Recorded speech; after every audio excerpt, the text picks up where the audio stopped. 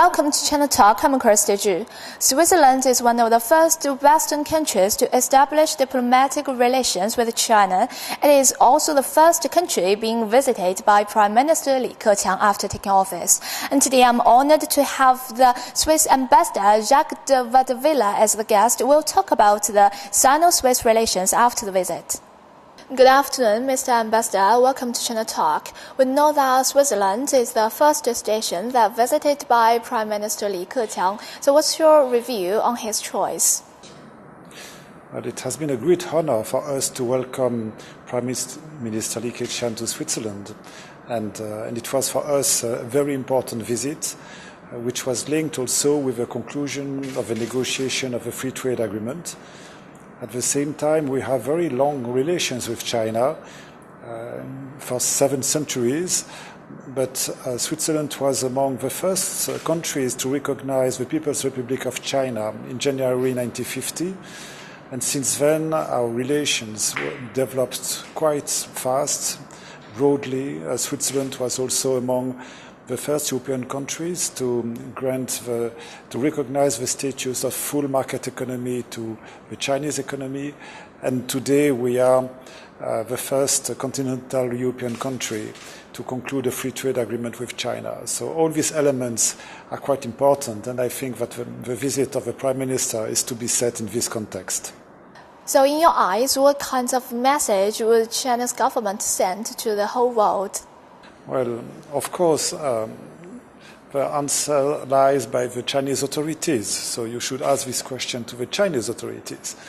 But from my perspective, this visit is a signal on, let's say, the interest of China to develop trade with European countries, and in particular with Switzerland, but also an interest of the Swiss solution to many issues which are challenges also for China. And for example, Switzerland is a quite performing economy with a high level of living standards, but at the same time it is ranked as the most competitive economy in the world and also the most innovative. And I think that these two elements, competitiveness and capacity of innovation, are elements which are of high interest for China if you take into consideration the challenges that China is facing today. Would you like to give us a short, briefly introduction about the Sino-Swiss relations for the recent years, especially for the noteworthy parts? Well, with pleasure. As I said, we recognized the People's Republic of China in January 1950, so at the very, very beginning. Then in 1978, when Deng Xiaoping started his new reforms, it was a Swiss company. It was the first one to make a joint venture with the Chinese companies. It was the company Schindler. So here also Switzerland was a pioneer. And then in 2007, Switzerland was among the first European countries to recognize the status of full market economy to China. And this year, in 2013, we are the first continental European country to conclude a free trade agreement. So these are some milestones, and now this visit of the Prime Minister is also a milestone in our relations. These relations are very broad, and we have a dialogue with China on many topics, ranging from economy to human rights, to science and technology, to intellectual property, to cooperation in many fields, from education to culture, and so these relations are quite broad, quite intense. And just to give an example, China today is the first economic partner of Switzerland in Asia, but it is, more importantly, the third economic partner of Switzerland worldwide after the European Union and the USA. We know that some experts say that the reason behind the Prime Minister Li's visit to Germany is because Germany was in the best condition of economic development in Europe. But we know that Switzerland is not one of the EU country.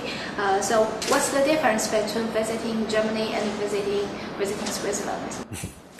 Well, Germany is a much bigger country than Switzerland, but there are many similarities also, and Switzerland is also performing quite well on the economic side. At the time where many European countries are in recession, Switzerland has still an economic growth of 1.3%. We have a very low inflation of 0.2%. And the rate of unemployment in Switzerland is still very low at 3.3%. So these figures are just a glimpse on the Swiss economy, but shows that the Swiss economy is quite robust, and it is export-oriented. It is based on high technologies, and I think that these elements are also of interest for China. Yes. So what about the positive meaning after this visit? How can you see the positive meaning after this visit for trade area and for the bilateral relations? So now we have to finalize the text of this free trade agreement, to check all the legal issues and the linguistic issues and the technical issues, so that we have clean text, hopefully till the end of June. Which would allow to have a signature of this treaty, hopefully in July, when the Swiss Minister of Economy will come to China. And once it is signed, then the ratification process will start. And in Switzerland, it has to go through both chambers of parliament and possibly with a referendum. But we are confident that this process will go smoothly, and we hope that this treaty can enter into force in the very near future. I know that you were in Switzerland during the visit, so what are the main achievements during the visit? It was a very important visit. We had many meetings with members of the Swiss government, with 3 members of the Swiss government, and including the president of the Swiss Confederation. We had also meetings with representatives of the Swiss economy, with the CEO of the main Swiss companies and the main Swiss banks. It was very constructive meetings. There were also some visits of a very typical Swiss farm, but also of the Einstein exhibition in Bern and other events around this, which altogether made it a quite intense and friendly and constructive visit. So in my view, this visit was a great success, as well on the substance as on the contact. And during this visit, we signed 6 agreements or memorandum of understanding in different fields. There was one important concerning the free trade agreement, another one important concerning financial dialogue, but others in the field of cooperation and academic cooperation. And so it was really a very successful visit. Yeah. Okay, next we will mainly talk about the economic collaboration and trade friendship. Okay, so we know that in 2011, the 2 countries started the FTA negotiation, and on December 2012, the 7th round of negotiation was concluded. At this time, the Sino-Swiss FTA negotiation memorandum of understanding was signed. Is that the latest news? Would you like to add something to the FTA? Well, we had an 8th round of negotiation in March, the 9th month now in May, and just after we had the visit of the Prime Minister. So the negotiations today are concluded at the technical level. We have now to finalize the text, and hopefully we can sign in July, the signature being the formal end of the negotiations. Yeah, so how do you see the positive significance of the FTA? Alors, for us, this agreement is very important. I am confident that it will contribute to develop even more our trade between Switzerland and China in both directions. It will be easier for Chinese products to be sold in Switzerland and vice versa. but it will also contribute to develop investment in Switzerland and in China, Swiss investment in China and Chinese investment in Switzerland. So I see a win-win situation with major improvement for both countries in their trade and investment. So is there any different parts compared with other free trade zones in other countries? I would say that this agreement is an agreement of a new generation. So it's an agreement which is much broader than old FTA. And in that sense, it covers many fields, including, for example, trade in services and intellectual property and other elements which are in the new wave of free trade agreements. And in that sense, it was, as well as for China as for us, a challenging negotiation, but we are on both sides quite pleased with the result. Although Switzerland is not one of the EU countries, it is influenced by the European economic crisis. So how about the economic situation now in your country? You are right, we are not a member of the European Union, but nevertheless we are affected by the situation in the European Union simply because we are located in the middle of the European Union. And Switzerland's economy is largely based on exports, and our first client is the European Union. And so if the European Union is in a weak situation, then it imports less, so our exports are reducing. We have tried to compensate this by exporting more to other parts of the world, including China, and we were successful in doing that. On the other hand, as China, we have a lot of, in our national reserves, in the Swiss National Bank, we have a lot of euros, and so the level of the euro has an importance for us, for our reserves, but also for our exports. If the Swiss franc goes up at a time where the euro goes down, it makes that we are losing competitiveness on the European market, and this is an additional obstacle to export to Europe. But although this is a challenging situation, due to improvement in competitiveness and in more efficiency in the processes of production, we nevertheless could keep a growing economy in Switzerland. And we have been affected, but we were able also to, up to now, to overcome these problems and still be in an economically good situation. I always wonder, will this economic slowdown have an impact to the bilateral trade relations? Well, it has an impact due to the situation that some European countries are facing. But as I said, we managed to compensate this in developing our trade relations with other parts of the world, especially with emerging markets and with the USA, and in particular with China. And here comes the free trade agreement with China, which plays an even more important role if you look to the situation which is presently in Europe. We know that many Chinese corporations, enterprises are practicing the policy of go global. So if Chinese enterprises want to go and invest in Switzerland, what's your advice? Well, we have already some 65 Chinese companies present in Switzerland. But Switzerland is, in fact, quite attractive to foreign companies who want to work in Europe, and especially for headquarters of foreign international companies, or for research and development centers, or for commercial centers as a platform.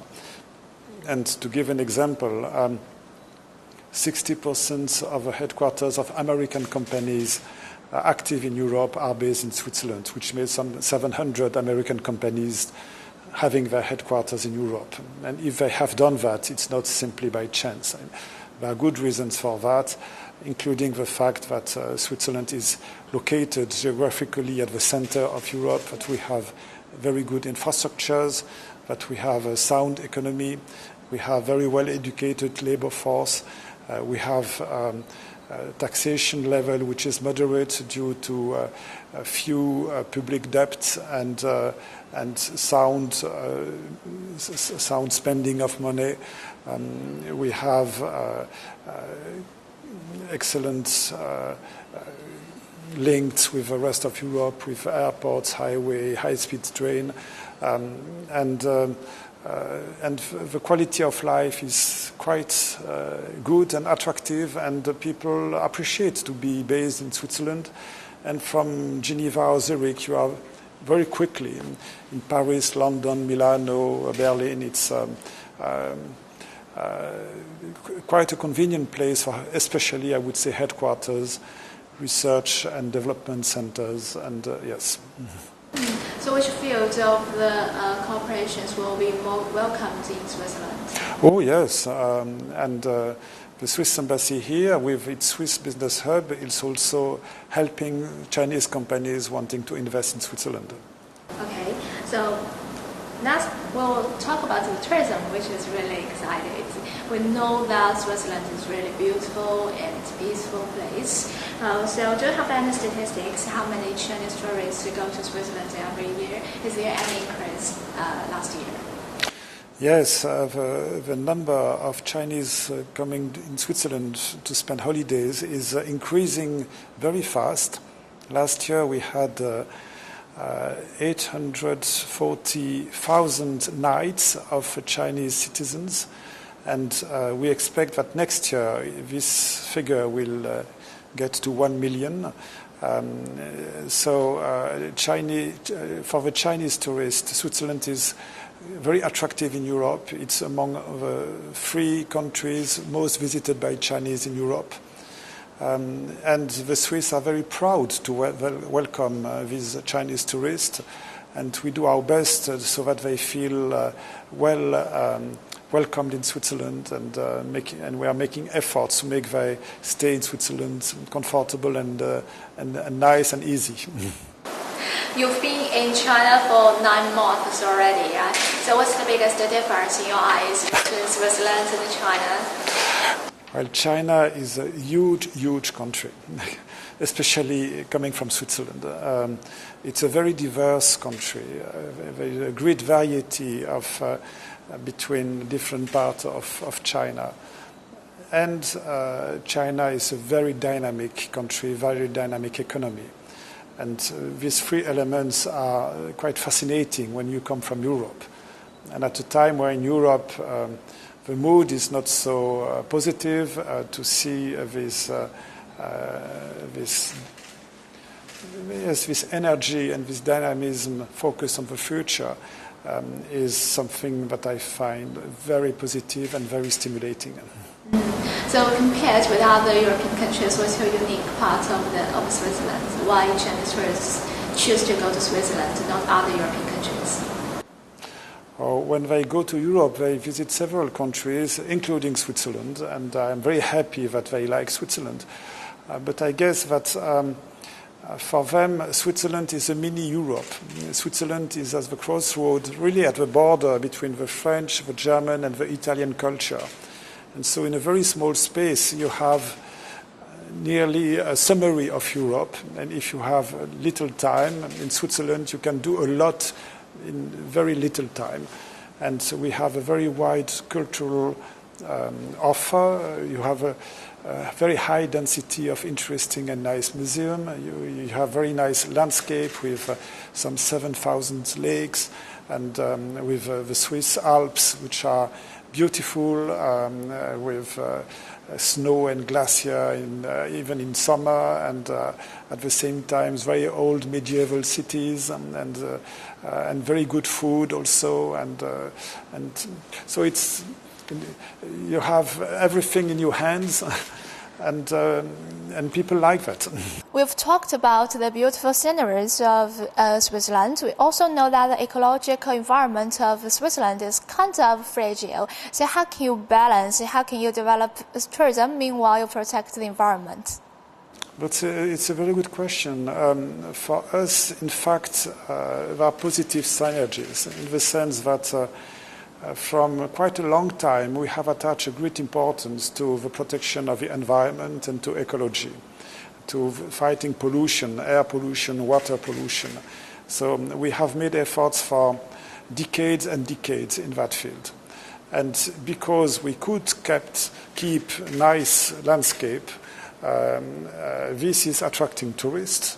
And this tourist industry is also an incentive to continue to invest in protection of environment, because people come because of a nice environment. And tourism is also a way to develop the economy. But to attract tourists, we need to have a nice environment and to invest in protection of the environment. So there is a positive dynamism here. Of course, we have to manage this in a way where it does not damage the environment. But I would say that the result has been to encourage us to invest even more into the protection of environment. Thank you so much, Mr. Ambassador. You are most welcome, and I hope that we can welcome you soon in Switzerland.